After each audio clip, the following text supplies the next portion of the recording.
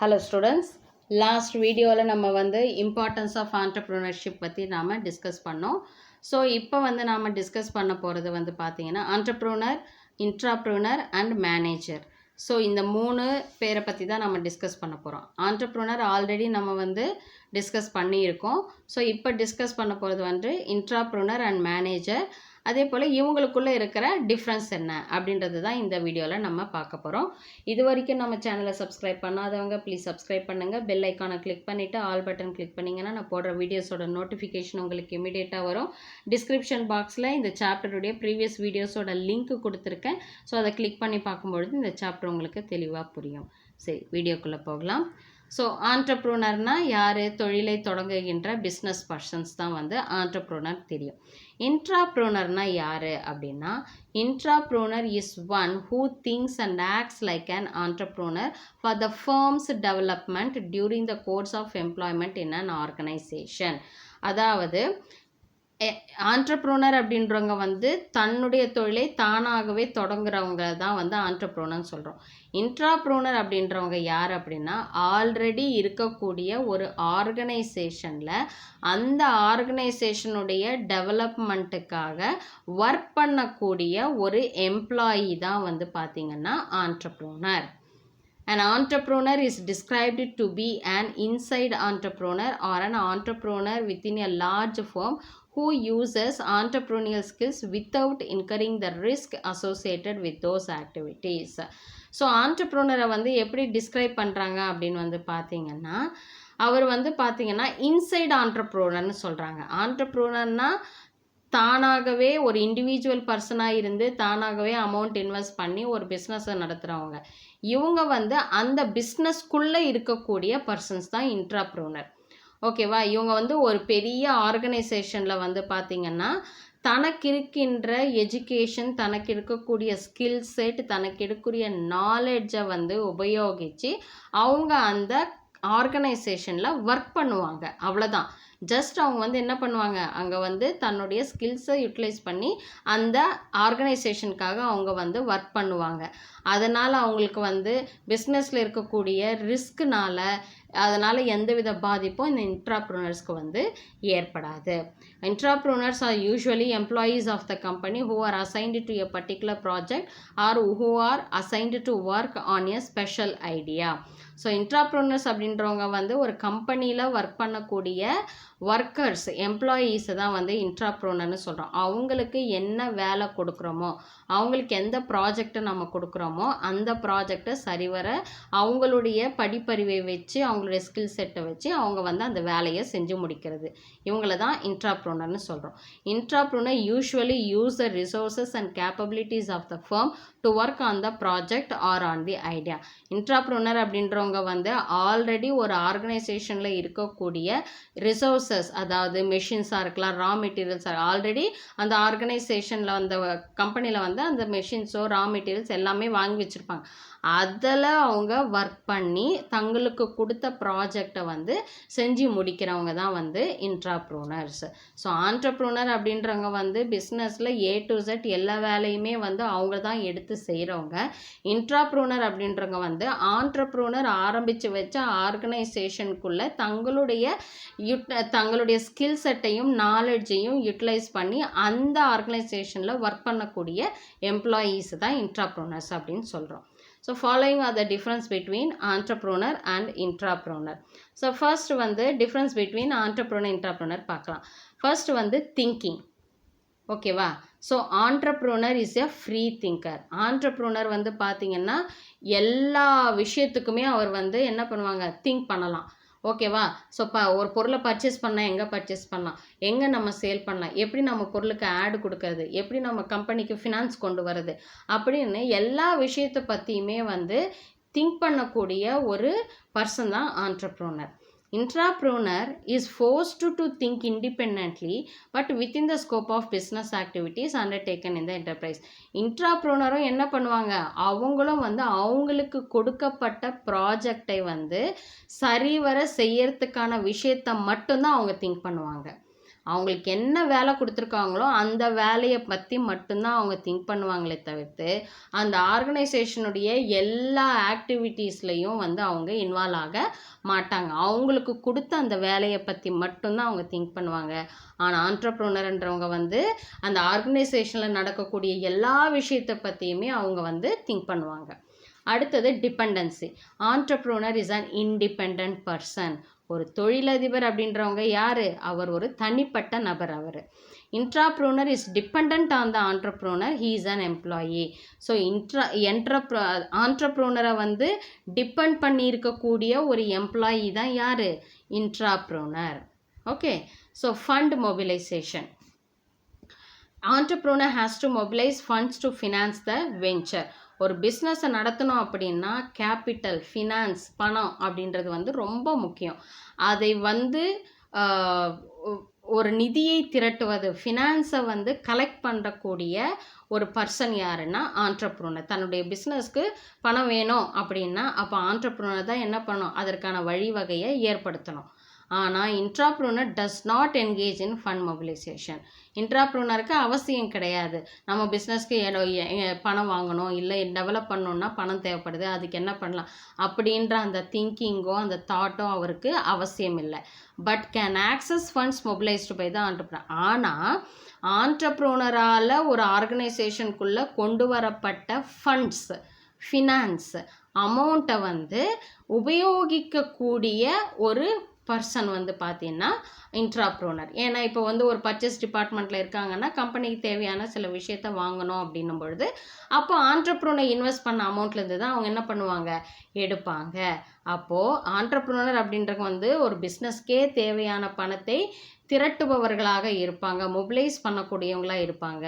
ஆனால் இன்ட்ராப்ரூனர் அப்படின்றவங்க வந்து ஆண்டர்ப்ரூனர் மொபிலைஸ் பண்ண திரட்டிய பணத்தை அதை ஆக்சஸ் பண்ணக்கூடியவங்களாக இருப்பாங்க, அதை பயன்படுத்தக்கூடியவங்களாக அவங்க இருப்பாங்க.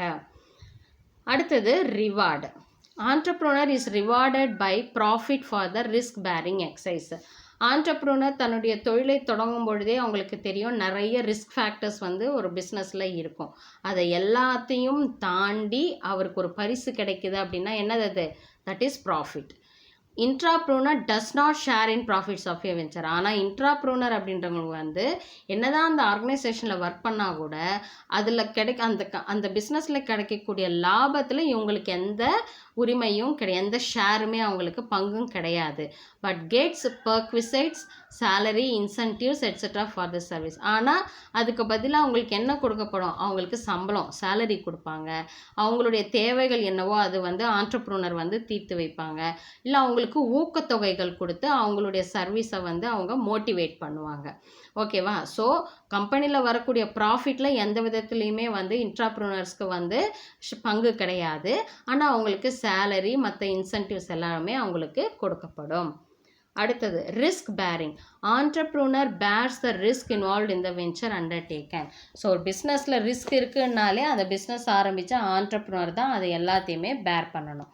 Intrapreneur does not bear any risk in the venture and does not even share the risk inherent in the project or work assigned. Intrapreneur அப்படின்றவங்க வந்து பிஸ்னஸில் என்ன லாஸ் வந்தாலும் அந்த லாஸை அவர் வந்து எந்த விதத்துலையுமே அதில் அவருக்கு பங்கு கிடையாது. அந்த ரிஸ்கில் வந்து அவருக்கு எந்த விதத்துலையுமே வந்து அவரை பாதிக்கவும் பாதிக்காது. ஓகேவா? ஆர்கனைசேஷனுக்கு ஏற்பட்ட லாஸ் அப்படின்னா கண்டிப்பாக இன்ட்ராப்ரூனருக்கு பர்சனலாக அது வந்து எந்தவித பாதிப்பையும் ஏற்படுத்தாது. ஆனால் however intrapreneur is accountable for the task or project. ஆனால் அவங்களுக்குன்னு ஒரு சில வேலைகள் கொடுக்கப்பட்டு இருக்கும் இல்லையா, அந்த வேலைக்கான பதிலை சொல்ல வேண்டிய சூழல் வந்து இன்ட்ராப்ரூனருக்கு இருக்குது. நான் ஒரு ஒர்க் வந்து நான் உனக்கு கொடுக்குறேன் அப்படின்னும் பொழுது இந்த வேலையை இந்த டைமுக்குள்ளே நீ செய்யணும் அப்படின்னு பிஸ்னஸ் ஆண்டர்ப்ரூனர் சொல்லும் பொழுது அந்த வேலையை அப்போதைக்கு செஞ்சு முடிச்சு கொடுக்கறது தான் இன்ட்ராப்ரூனருடைய வேலை அப்படின்னு சொல்கிறாங்க. ஒரு ஆன்சரபிள் பொசிஷனில் தான் வந்து இன்ட்ராப்ரூனர்ஸ் வந்து இருப்பாங்க. ஆண்டர்ப்ரூனர் வந்து கொஷின் கேட்கக்கூடிய, தன்னுடைய எம்ப்ளாயீஸை கொஷின் கேட்கக்கூடிய ஒரு இடத்துல அவங்க இருப்பாங்க. அடுத்தது ஸ்டேட்டஸ்.